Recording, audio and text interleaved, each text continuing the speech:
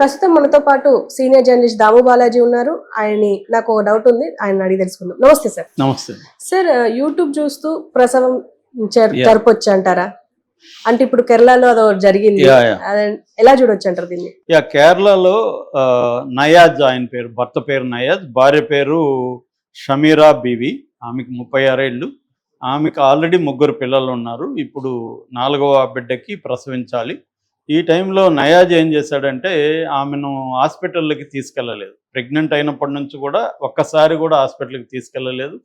కనీసం ఆశా వర్కర్లు ఇంటికి వచ్చి మేము ఆమెతో మాట్లాడతాము, ఆమె కండిషన్ ఏందో చూస్తామంటే కూడా అలో చేయలేదు.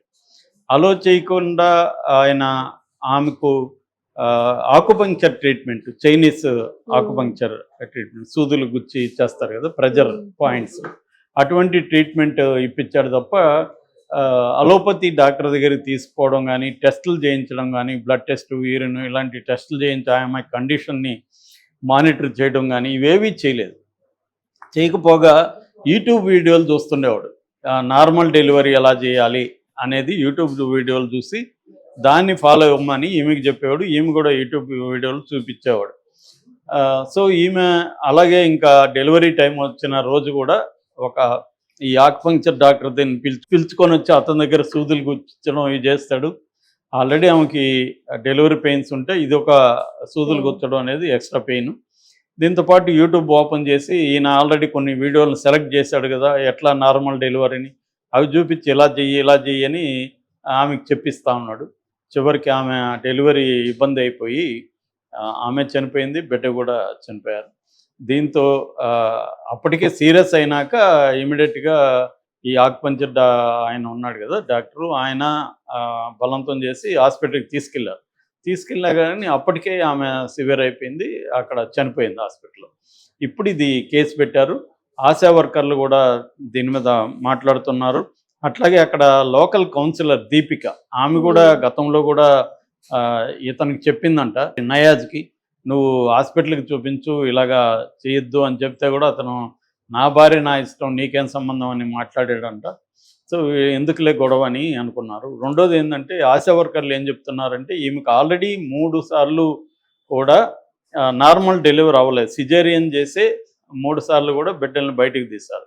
సో నార్మల్ డెలివరీ అయ్యే ప్రసక్తి లేదు ఈమెకి. కాబట్టి ఖచ్చితంగా సిజేరియన్ చేయాలంటే ఆకుపంక్చర్లో ఆయుర్వేదం పనికిరాదు కదా, సిజేరియన్ అంటే అలోపతి. సో హాస్పిటల్కి తీసుకొని వెళ్ళి ఉండాలి. ఈయన ఆ పని చేయలేదు. ఈయన ఒక మూర్ఖత్వంతో, తన మూర్ఖత్వమే కాకుండా ఆమెను కూడా ఇంపోజ్ చేసి యూట్యూబ్ వీడియోలు చూస్తే చాలు అనే పద్ధతిలో చేసి ఆయన చంపేశాడు. ఇప్పుడు అది కేరళలో పెద్ద సెన్సేషనల్ కేసు అయింది. అక్కడున్న హెల్త్ మినిస్టర్ వీణా జార్జ్ కూడా ప్రెస్ మీట్ పెట్టి మాట్లాడారు దీని మీద. అతన్ని మేము హత్యా నేరం మీద పెట్టి, ఇది హత్యనే, ఇది క్లియర్గా ఇది హత్య, ఎందుకంటే భార్యను హత్య చేశాడు, బిడ్డను హత్య చేశాడు ఇతను. సో ఇతను హత్యా నేరం చేసి అతన్ని పనిష్ చేస్తామని ఆమె కూడా హామీ ఇచ్చారు. సో దీన్ని మనం ఎలా అర్థం చేసుకోవాలి ఏందన్నప్పుడు, ఇప్పుడు సోషల్ మీడియాకి డబుల్ ఎడ్జ్డ్ వెపన్ లాంటిది. అంటే దానివల్ల ఉపయోగాలు ఉన్నాయి, చెడ్డ ఉంది. చాలామంది హంతకులు, హత్య చేయాలనుకున్న వాళ్ళు, క్రైమ్ చేయాలనుకున్న వాళ్ళు కూడా సోషల్ మీడియా చూసి, యూట్యూబ్లు చూసి ఇలా చేస్తే మనం తప్పించుకోవచ్చు, ఇలా చేస్తే క్లీన్గా ఉంటుంది, ఎక్కడ దొరకకుండా ఉండొచ్చు అని చేసి మామూలు మనుషులు కూడా ఇవాళ యూట్యూబ్ ఛానల్లో చూస్తున్నారు. ఎందుకంటే పెనట్రేషన్ అనేది మారుమూల విలేజ్లకు కూడా అయిపోయింది. Internet free. ఇప్పుడు నిన్ననే చదివాను నేను వార్త, ఆంధ్రప్రదేశ్లో 3 నెలలు ఇంటర్నెట్ ఫ్రీగా ఇమ్మని జగన్ చెప్పాడని, ఏపీ ఫైబర్ నెట్లో ఎలక్షన్లు ఉన్నాయి కాబట్టి. సో అలాగా ఏదో ఒక కారణంతో రాజకీయ నాయకులు విలేజ్ స్థాయిలో ఇంటర్నెట్ ఫ్రీ ఇస్తున్నారు. ఇక స్మార్ట్ ఫోన్లు అయితే 85% పీపుల్కి స్మార్ట్ ఫోన్లు వెళ్ళిపోయినాయి. సో అందువల్ల ఇంటర్నెట్ ఫ్రీ, స్మార్ట్ ఫోన్లు ఫ్రీ అయినప్పుడు ప్రతిదీ ఎడ్యుకేషన్ కూడా, ఇంగ్లీష్ మీడియం ఎడ్యుకేషన్ కూడా పెరుగుతుంది. సో ఏమి రానోళ్ళకు కూడా ఫోన్లలో చెక్ చేయడం అనేది ఇవాళ వచ్చేసింది. దానివల్ల ఏమవుతుందంటే ఒక్కొక్కసారి నెగిటివ్ ఎఫెక్ట్ కూడా పడుతుంది. చాలామంది ఆ మధ్య పవన్ కళ్యాణ్ లాంటోడే పిచ్చి స్టేట్మెంట్ ఇచ్చాడు, వీళ్ళకి బైజూస్లు ఇంకొకటి అవసరం లేదు, వీళ్ళు ఇంగ్లీష్ మీడియం అంతా కూడా యూట్యూబ్ చూసి ఏ యాక్సెంట్లను నేర్చుకోవచ్చు అని చెప్పాడు. సో అట్లాంటప్పుడు ఆయన భాషలో చెప్పాలంటే ఇంక స్కూళ్ళన్నీ మూసేసి యూట్యూబ్లో ఎవరి పిల్లలు వాళ్ళు ఇంగ్లీషు నేర్చుకునేయచ్చు. సో అదేంటంటే అది హెల్ప్ చేస్తుంది ఖచ్చితంగా, సెల్ఫ్ లెర్నింగ్కి యూట్యూబ్లు కానీ ఇంకొకటి కానీ హెల్ప్ చేస్తుంది. కానీ అది అందరూ కూడా అలాగ సెల్ఫ్ లెర్నింగ్ నేర్చుకోలేరు. ఖచ్చితంగా క్లాస్ రూమ్ వాతావరణం ఉంటే ఒక కమ్యూనిటీ ఫీలింగ్ ఉంటుంది. ఇతరులతో సోషలైజింగ్ అవ్వడం వల్ల ఇతరులని ఎలా డీల్ చేయాలి, కాన్ఫ్లిక్ట్ రెజల్యూషన్స్ ఎలా ఉంటుంది, ఇవన్నీ కూడా సోషల్ స్కిల్స్ కూడా పెరుగుతాయి పిల్లలకి. దాంతోపాటు లాంగ్వేజ్ స్కిల్స్ కూడా ఉన్నప్పుడు లాంగ్వేజ్ అంటేనే అలైవ్గా ఉండాలి, మాట్లాడితేనే వస్తుంది. మాకు ఒక గురువు ఉండేవాడు చిన్నప్పుడు, ఆయన మాట్లాడేది మేము అడిగేవాళ్ళం, మంచిగా ఇంగ్లీష్ మాట్లాడాలంటే ఏం పుస్తకాలు చదవాలని. ఎవరైనా నువ్వు చదివితే చదివేది వస్తుంది, మాట్లాడితే ఎలా వస్తుంది అనేవాడు. అది నిజం కూడా, మాట్లాడేది వస్తుంది.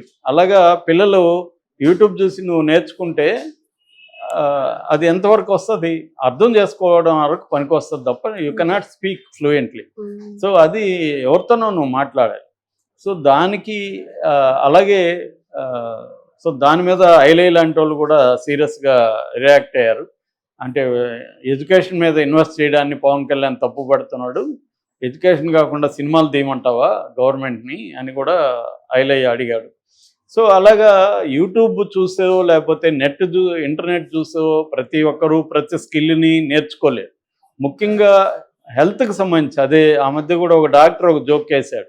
జోక్ కాదు, అది ఫ్రస్ట్రేషన్. ఏమంటే నేను మనుషుల డాక్టర్గా పొరపాటున అయ్యాను, నేను జంతువుల డాక్టర్ ఏంటి బాగున్నా అన్నాడు. ఎందుకు సార్ అంటే జంతువులు గూగుల్ చూడవు కదా అన్నాడు. సో అంటే ఆయన దగ్గరికి వచ్చేటప్పుడే వాడు గూగుల్లో వెతికేసి లక్షణాలు ఫిక్స్ అయిపోయి నా జబ్బు ఇదని, ఈయన వేరే జబ్బు నీకు ఇదని చెప్తే కాదు సార్ నాకు ఇది సార్ జబ్బు అని ఇతను వాదించడం, దీనికి ఈ ట్యాబ్లెట్లు వేసుకోవాలి సార్ అని ఇతను చెప్పడం, ఇతనికి చిరాకు వచ్చి మరి ఎందుకు వచ్చావా నా దగ్గరికి నువ్వు అని అడగడం, ఇలాగా జరుగుతున్నాయి అన్నమాట. అంటే మనం everybody is an expert except the expert. అంటే ఆ రంగంలో ఎక్స్పర్ట్ తప్ప మిగతా అందరూ కూడా ఎక్స్పర్ట్ లాగా ఫీల్ అవుతున్నారు. అది నేను ఆ మధ్య ఒక న్యూట్రిషనిస్ట్తో మాట్లాడితే, ఆమె పిహెచ్డి ఇన్ న్యూట్రిషన్, ఆమె కూడా అదే చెప్తుంది. ఇవన్నీ రావడంతో ఒక గందరగోళ వాతావరణం ఏర్పడింది. ప్రతి ఒక్కడు నేను ఎక్స్పర్ట్ అనుకుంటాడు.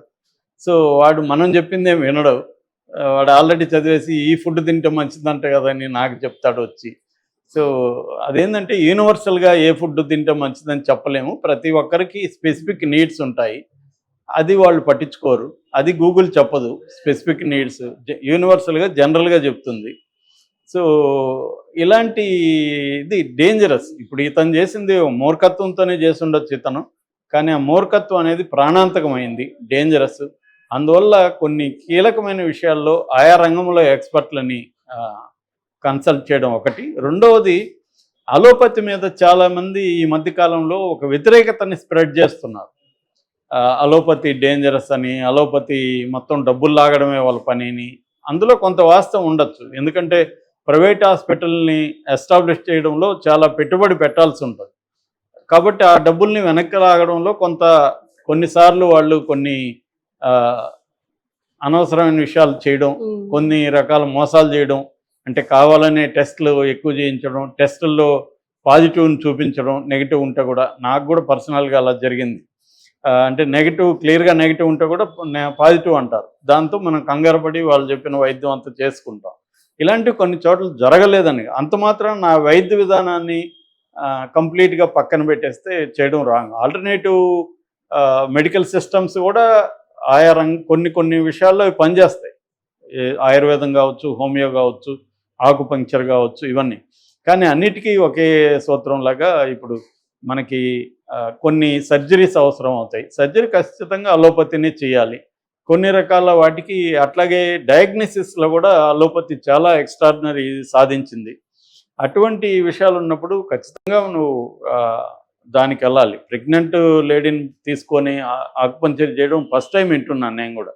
సో మినిమం ఆమెకి వెళ్ళి టెస్టులు చేయించాలి, బ్లడ్ ప్రెషర్ ఎలా ఉంది, ఆమెకి షుగర్ లెవెల్స్ ఎలా ఉన్నాయి, థైరాయిడ్ ఏమన్నా ఉందా, మిగతా విషయాలు ఎలా ఉన్నాయని చేసి దానికి సంబంధించి తీసుకోకుండా ఇతను చాలా మూర్ఖత్వంతో చేశాడు.